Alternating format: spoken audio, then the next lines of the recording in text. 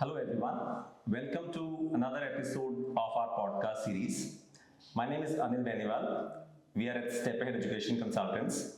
Today we are honored to have Mr. Paramdip Singh, who is representing Academy EX, which is a private institute based in the city of Auckland. Mr. Paramdip Singh has been promoting New Zealand education for almost around 25 years. Sir, welcome to Step Ahead. Thank you. We are honored to have you at our office. And today we are going to discuss the various course options at Academy EX, the cost of these courses. We will also discuss post-study work visas, and we'll also discuss the current visa scenario in New Zealand. So, sir, my first question to you is, what are the different types of courses available at Academy EX? So Academy EX is a Category 1 private institute which is started by Frances 10 years ago. Frances is the only lady in New Zealand who has got Queen's Service Medal in education sector. So it's a very high quality institute, and for last almost 10 years they were focusing only on domestic students.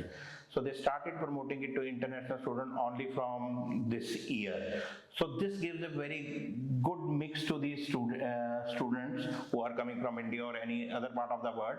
They are sitting in a class which is 70%, almost 70% is domestic students, and not only domestic students, they are in work domestic students. Means these students are already working and then they are doing this in their part time, because they're all masters. They have 3 masters which are research oriented masters. Research oriented masters means you can work full time while studying. So the first one is Master of Future Technologies, which is quite good for anybody who has come from engineering backgrounds, IT background, or who wants to know something about the new technologies. They don't teach new technologies in this, but they tell you how to use those technology in your business to increase the ROI. So very interesting model. Class is normally 1 day a week, so that students have plenty of time to network with the domestic student, or they want to gain some work experience or earn some money, their livelihood, all that thing. And second one is Master of Contemporary Education, which is very good for the people who are from teaching background. Either they have a Bachelor of Education or they have a couple of years of experience in education. That this program, they teach you how to digitize the curriculum, how to make sure that because current environment is all going online, so they wanted to make sure that the prospective or future teachers know how to digitize the curriculum and how to make it interesting also, so that students are more engaged in their online environment. And third one is Master of Change Management and Business Resilience. So after COVID, this topic has become very hot, because everything is changing in the world and business has to be resilient. So in this, people with the BBA, BCom, BA, and they need 5 years of experience in this, these students can come and enroll in this.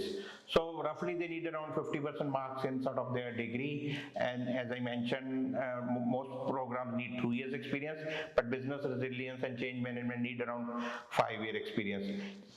And once you apply, the faculty likes to talk to you also, just general discussion, to make sure that you are taking the right decision, and they explain the student a little bit more about the programs also, and then after that you get the final offer.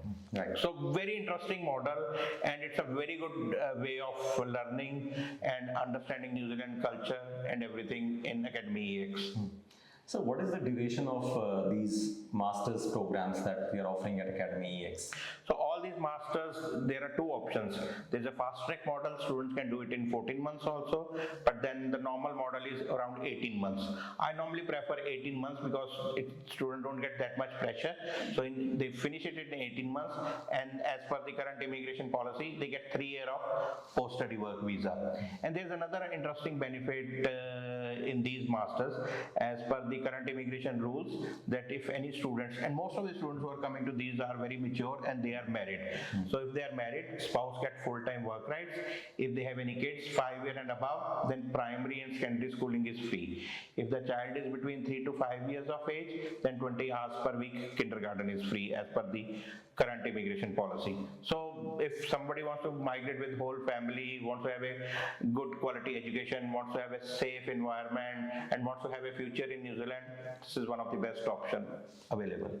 So the cost of education in New Zealand has gone up significantly over the past few years. And as we were discussing, you told us that the fee structure is very competitive here. So can you please tell us about the annual fee or the total fee of the course at Academy EX courses? So if you are at Academy EX. yeah, so either you do 14 months or 18 months, fees currently is 44,900. But if you apply 2 months in advance, then they give you 10% discount also. And in some cases, if you apply 3 months in advance, then you get 15% discount. So currently we just had an October intake, which started with around 25 international students and around 50-60 domestic students. All the international students were able to get the 10% discount. So the net fees came to 39,600 for the whole 18 months. You have the option to pay if you want to pay first year and then 6 months later on, that option is also available. But we prefer most of the students are paying the full fees so that they get the visa also for the full duration of program. So, as you mentioned, $39,000 is what they have to pay, which is around 20 lakhs in Indian currency. Yeah. So as per current exchange rate, yeah. So this is after they get the scholarship, or it is without scholarship? No, this is after the scholarship, because the fees is 44,000 and they get 10% scholarship. And the best thing in New Zealand is you don't have to pay anything in advance. So New Zealand, legally you can pay fees after getting the visa approval. So the process is very simple. You come to Step Ahead, where you get a very good counseling, very good program advice, and then you apply through them. So you get an offer letter. Once you get an offer letter, then Step Ahead will guide you with all the SOP and the funds and other formalities, and then you lodge your visa. Once the AIP comes, AIP is approval in principle. Once the AIP comes, then you have to pay the fees. So it's a very safe way. You don't risk anything. The only risk is your sort of visa fees. And at Step Ahead, what I just want to congratulate Mr. Anil also for maintaining a very high success rate for New Zealand and for counseling the student in right direction. So that is the one best thing I have found about Step Ahead, that they listen to students' need, they understand the background of the student very well, and then they guide them in the right program which have high career outcomes in New Zealand. So most of the students who are going to New Zealand right now, majority of them also want to get residency in that country. And as you mentioned, most of these courses are at master's level. So can you please also elaborate on how doing a master's course can help them gain permanent residency in New Zealand? So again, as you know, there's a law in New Zealand, only licensed immigration advisor can give you advice on PR and related matter, but I can just share the information which is available on immigration website also. So this comes under general skill category right now, and this masters gets you 5 points. And 1 point is, another one is for if you get a skilled job. So right now under general skill category, if you have a 6 points, you become eligible to apply for PR as per the current immigration policy.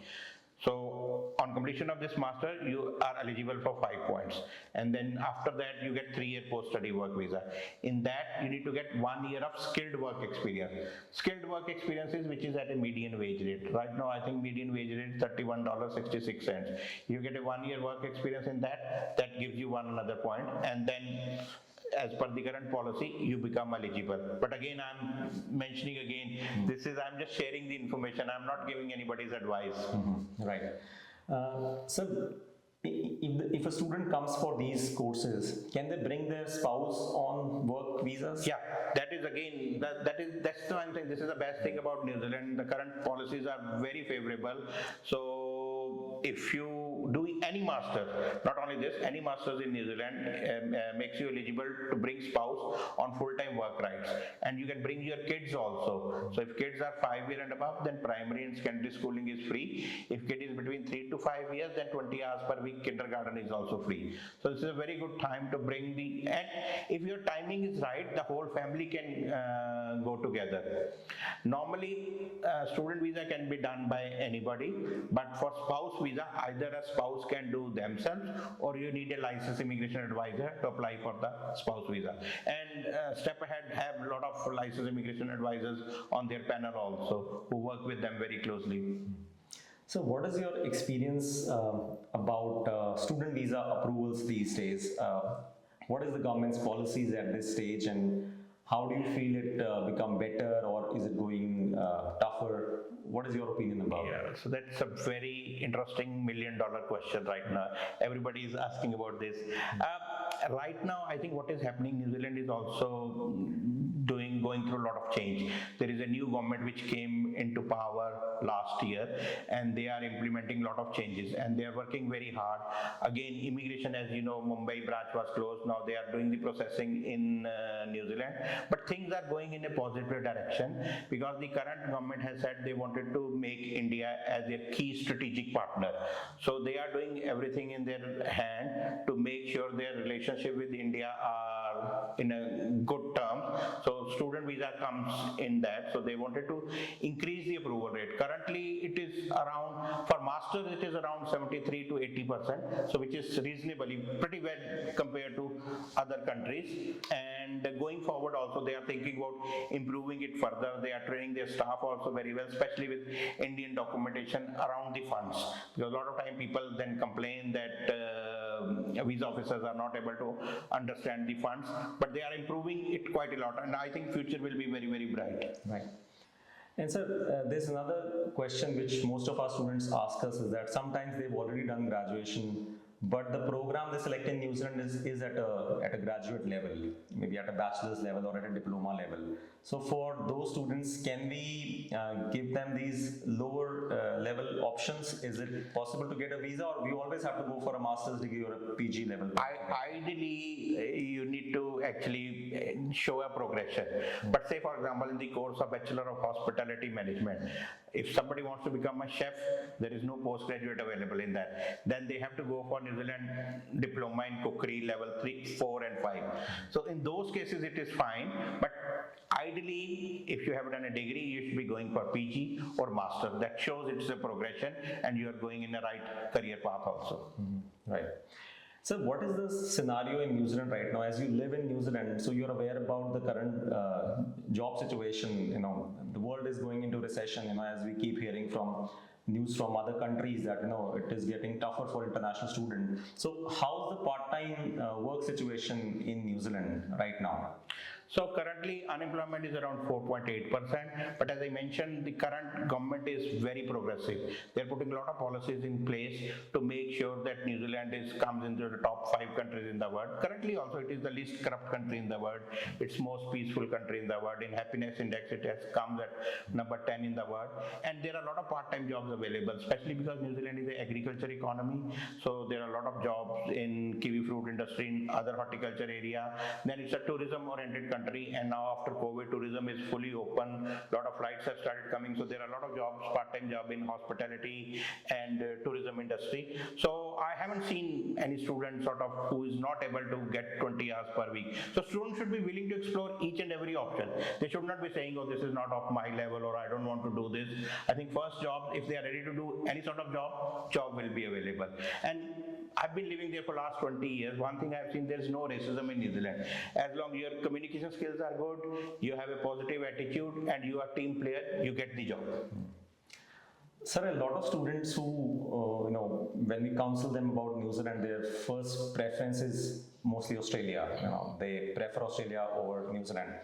But because we've been doing it for such a long time, our personal experience is that New Zealand is as good as Australia. It's just that sometimes the wages are better in Australia. So what kind of advice do you want to give to students who were earlier thinking of going to Australia, but because they were not able to meet the university requirements, can they opt for New Zealand? Yeah, actually, Australia is also a very good country. My son also studied there, but he came back to New Zealand because he likes New Zealand more.